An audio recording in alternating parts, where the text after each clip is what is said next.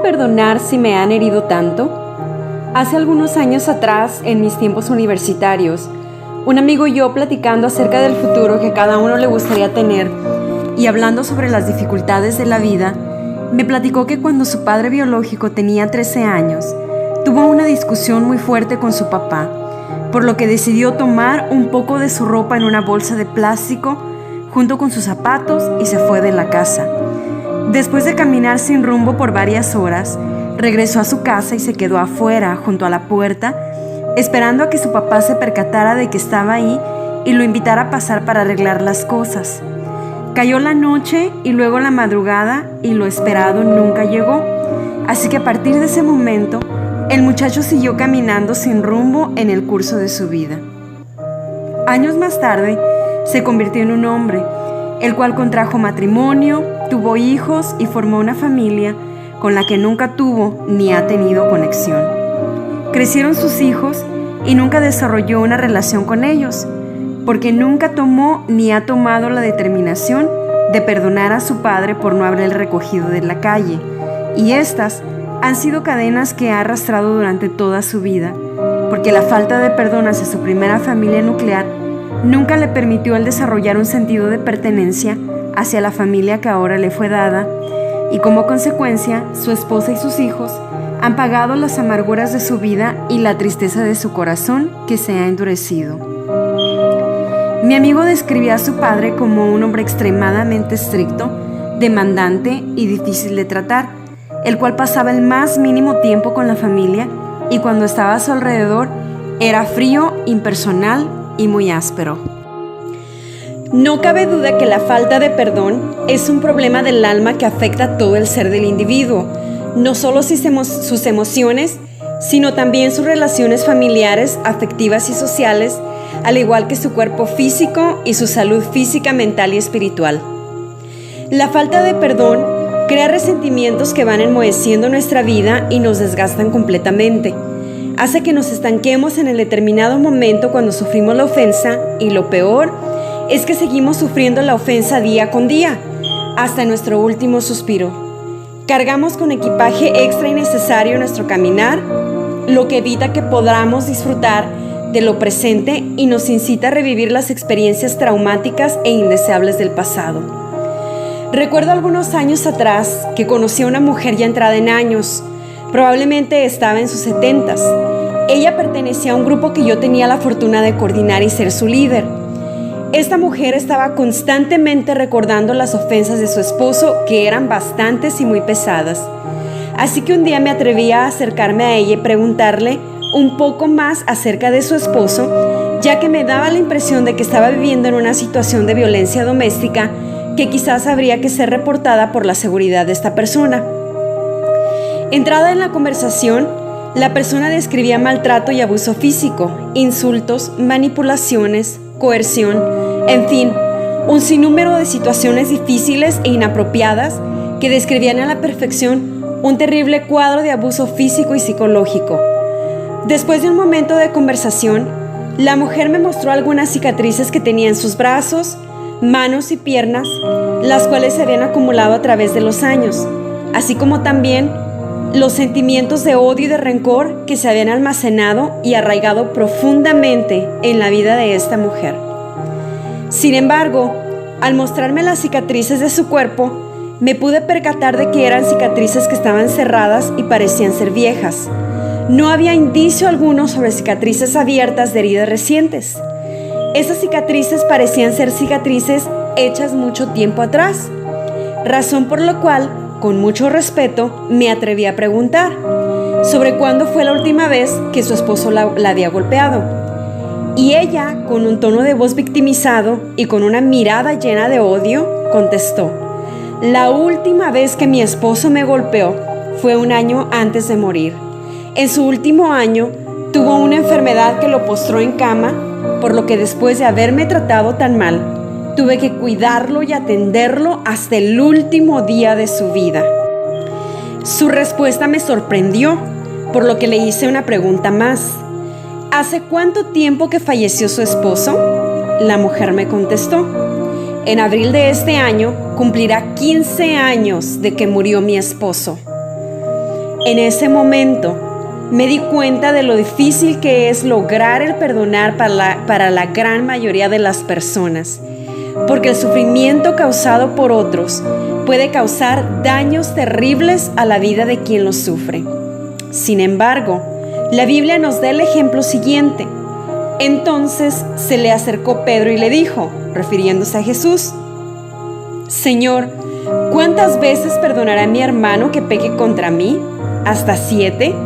Jesús le dijo: No te digo hasta 7, sino aún hasta 70 veces 7. Esto es algo muy impactante, porque las personas que han sufrido terribles ofensas podrían hacerse la pregunta con la que abrí este video: ¿pero cómo perdonar si me han herido tanto? Quizás si en el momento en el que estaba entablando la conversación con la persona que he mencionado, le hubiese dicho: tienes que perdonar todas las ofensas vividas, el terror y el daño que ese hombre te hizo vivir. La Biblia dice que tienes que perdonar hasta 70 veces 7. Quizás esa mujer me hubiese dicho: estás loca. ¿Cómo crees tú que yo voy a perdonar a ese hombre que arruinó mi juventud y mi cuerpo, me llenó de amargura y me hizo sufrir tanto? ¿Cómo puedo perdonar si me han herido tanto? Sé que es algo muy difícil de entender en el momento de recordar todo el dolor y lo terrible de lo sufrido. Yo también en algunos momentos en mi vida en los que he sufrido cosas que no se le desean a nadie, he experimentado sentimientos que no son buenos. Gracias a Dios que no le he dado cavidad a la realización de estas cosas, porque de lo contrario hubiese pagado el precio de mi propia venganza, que no cambiaría nada de lo ocurrido y que me traería más consecuencias negativas, dolor y vergüenza a mi integridad como persona. Sin embargo, como ser humano, entiendo que es difícil el perdonar, mas no imposible. Porque recuerdo esos días oscuros donde pensaba tanto en lo ocurrido que sentía que el dolor, el odio, la cólera, el enojo, la furia, el resentimiento y muchos otros sentimientos estaban dominando mi vida, y como consecuencia el temor, la ansiedad y episodios de depresión me estaban atrapando como resultado de la falta de perdón. Y eso no solamente me ocurrió a mí en un momento de mi vida, eso le ha ocurrido a la gran mayoría de los seres humanos, y la mujer de la que hablaba no era la excepción.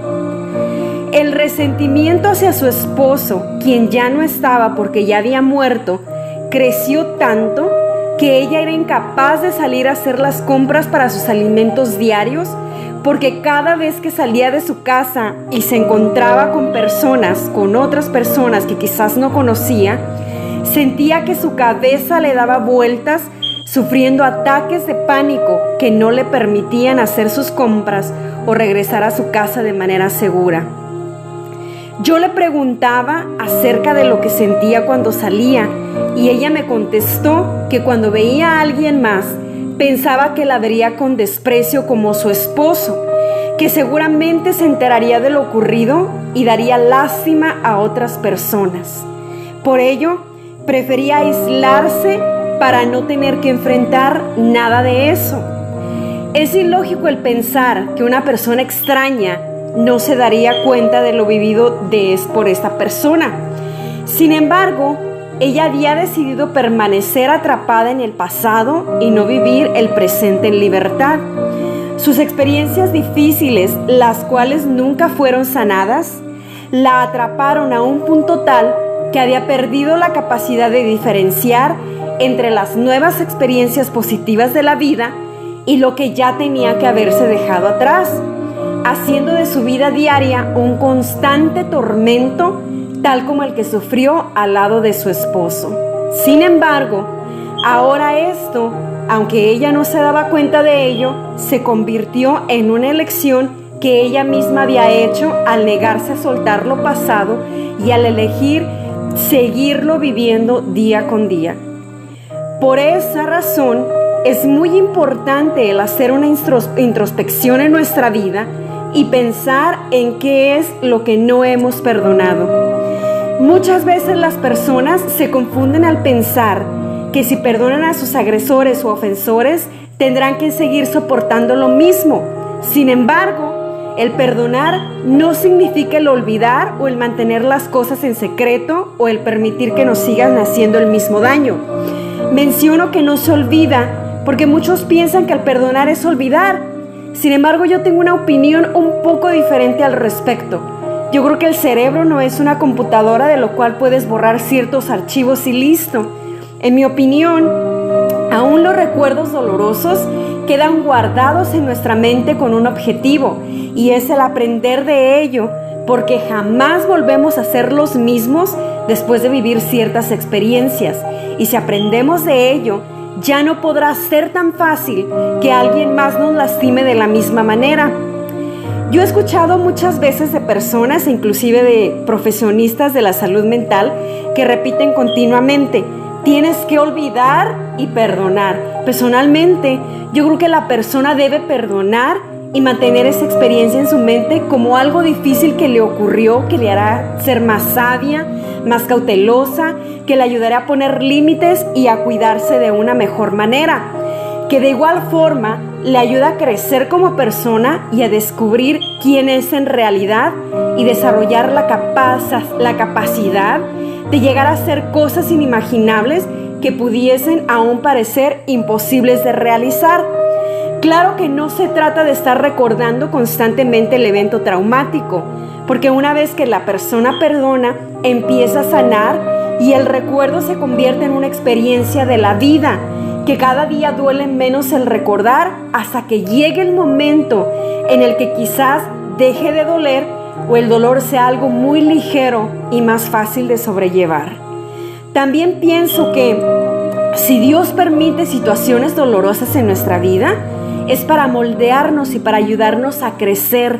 Aclaro que yo no creo bajo ninguna circunstancia que a Dios le guste que suframos, pero sí creo firmemente que Dios usa cada circunstancia para hacer de nosotros una obra maestra de su agrado. Así como los diamantes se forman bajo la superficie de la tierra a una gran profundidad y se forman de las rocas existentes en la superficie y son presionadas hacia las profundidades como consecuencia de los cambios de la temperatura, así también creo que se forma el carácter de las personas.